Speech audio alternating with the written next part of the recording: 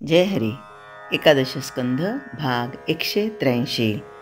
19व्या अध्यायामध्ये आपण मी कोण आहे याचा म्हणजे याचा शोध घ्यायचा आणि याचा शोध घेताना काय काय करावं लागतं, काय काय असतं, अडचणी काय असतात किंवा पुढे जाण्यासाठी काय करायचं याचा अभ्यास करता करता काल शेवटी बोललेलो होतो की वास्तविक ब्रह्मस्वरूपाचा असलेला जीव खोट्या कल्पनेनं संसारात गुंतून पडला आहे. कामक्रोधांनी जर्जर झालेले, वासनेने डबडबलेले आणि अनेक दुःखांच्या यातना भोगत असलेले जीव आपल्या खऱ्या स्वरूपाला विसरतात आणि जन्ममरणात गुरफटतात. दृश्यरूपी उपाधीत गुरफटल्यामुळे जीवाला गोड परमार्थ कडू वाटतो आणि कडू विषय सुख गोड वाटतं. आणि म्हणून आपण म्हणतो विषय विषयांचा पडीपाडू, गोड परमार्थ लागे कडू, कडू विषय तो गोडू जीवाशी झाला. अर्थात आत्मसुखाला विसरून ते सर्व देह सुखाच्या मागे लागतात. त्यांचा उद्धार करण्यास भगवंताला शरण जाण्याशिवाय अन्य मार्गच नाही. शरण कसं जावं याला नियम नाही. मनानंच शरण जावं, वैर करून शरण भावे, भावार्थानं शरण जावं. वैर करून जरी शरण गेलं तरीही भगवंत त्याचा पाठीराखा आहेचे. अवरोध विरोध करिता हरिभक्ती, सायुज्यता मुक्ती देणे तया.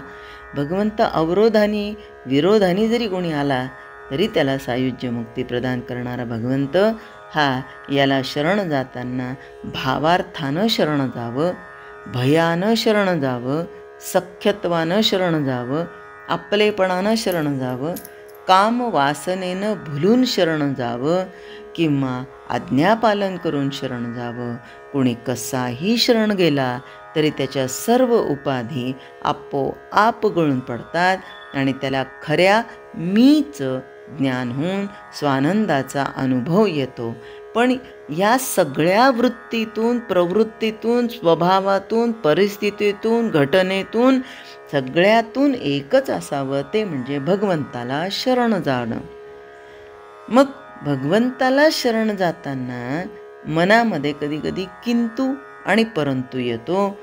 मग तेव्हा अडचण किंवा प्रश्नचिन्ह निर्माण होतं ते प्रकृती पुरुष संबंधांचं, आहे की नाही. तर पारमार्थिक जीवनामध्ये मननाला अत्यंत महत्त्व आहे. आपल्या देहामध्ये राहणारा मी कोण याचा जसा विचार करावा लागतो तसाच या विश्वामध्ये आपल्या सत्तेनं वावरणारा कोण आहे याचा देखील विचार करावा लागतो. विचार म्हणला की प्रमाणं आली. विज्ञानामध्ये म्हणजे सायन्समध्ये प्रत्यक्ष अनुमान आणि काही अंशी शब्द प्रमाण हे मानतात. भारतीय तत्त्वज्ञानात ही 3च प्रमाणं मानलेली आहेत. नाथांनी मूळ भागवताला अनुसरून प्रत्यक्ष, अनुमान, शब्द आणि इतिहास अशी 4 प्रमाणं दिली आहेत.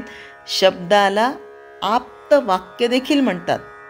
त्यामध्ये वेदवाक्य आणि आप्तवाक्य दोन्ही येतात. म्हणून तर्कदृष्टीनं आत्मस्वरूप सिद्ध करण्यास अखेर 3च प्रमाणं उपयोगी ठरतात.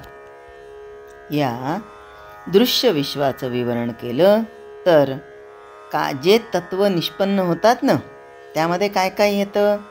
पुरुष, प्रकृती, सत्व, रज, तम हे 3 गुण, महत्तत्व, अहंकार, मन, 5 ज्ञानेंद्रिय, 5 कर्मेंद्रिय, पंचतन्मात्रा म्हणजे 5 सूक्ष्म महाभूत आणि 5 स्थूल महाभूत, ही सगळी तत्व मिळून 28 तत्व होतात.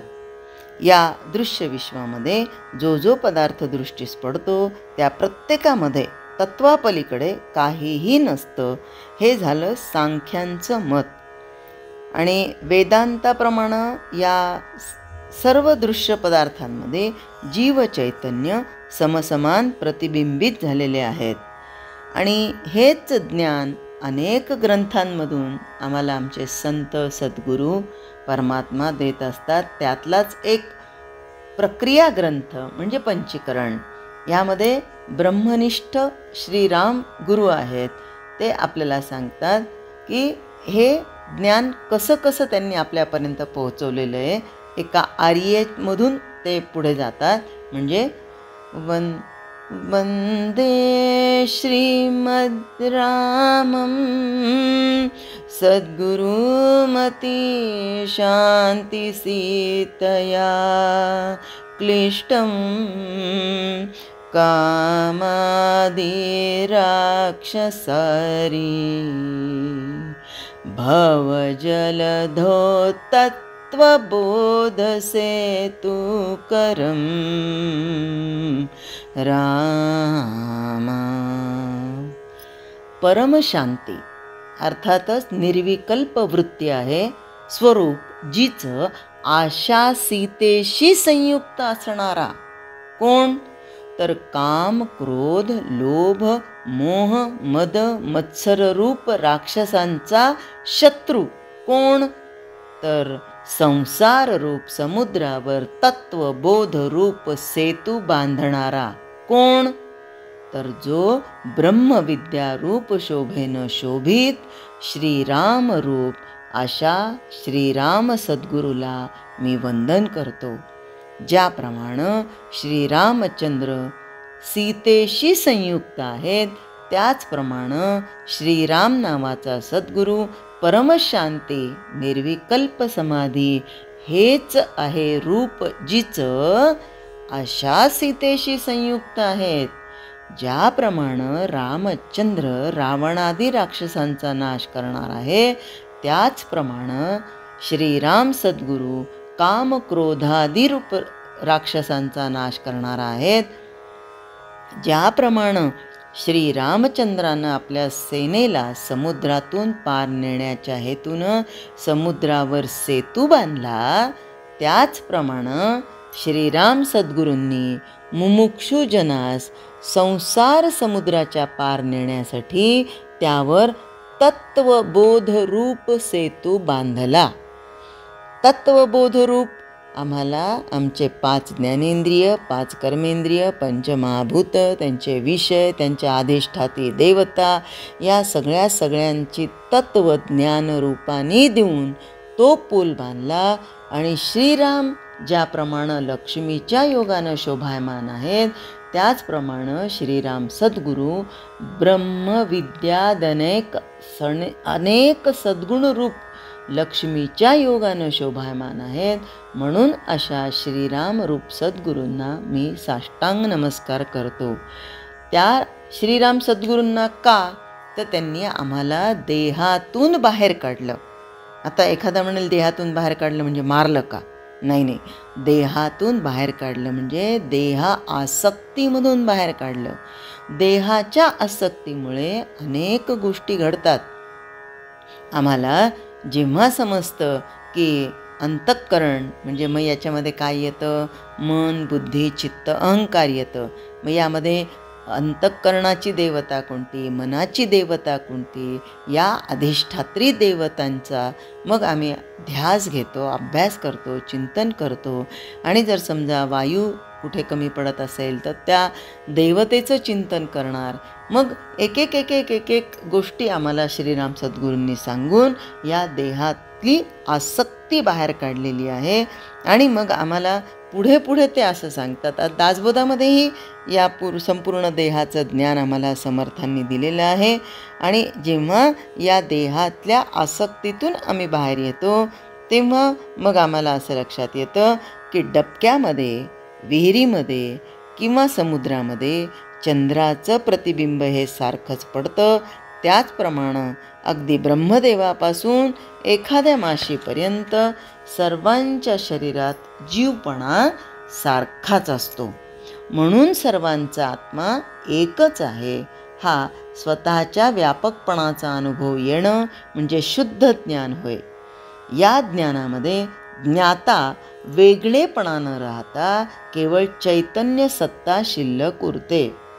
आणि म्हणून श्रीराम सद्गुरू प्रत्येक क्षणाला, प्रत्येक चौपाईमधून आम्हाला सांगतात की तू याचा द्रष्टा आहेस, तू याचा साक्षी आहेस. हा तू नाहीस, तू यापासून वेगळा आहेस. म्हणजे वेगळी होऊन संसार करणं याला म्हणजे द्रष्टाभाव ठेवणं, त्याच्यामध्ये आसक्त न होणं, आणि मग चैतन्य सत्ता जी शिल्लक उरते ती महत्त्वाची आहे. या ज्ञानात अनुभवास येणारी आत्मवस्तू तिन्ही गुणांच्या पलीकडे असून दृश्यातील सर्व दोषांपासून अलिप्त असते. ती वस्तू सृष्टीच्या आधी, मध्ये आणि अंती अविनाशपणे राहत असल्यानं तिला संत असं म्हणतात. ते संतपण असं आहे की त्याच्या आधारानं जग राहतं, त्याच्या योगानं जग प्रकाशित होतं आणि अंतर्बाह्य जगाला ते व्यापून राहतं. जय हरी.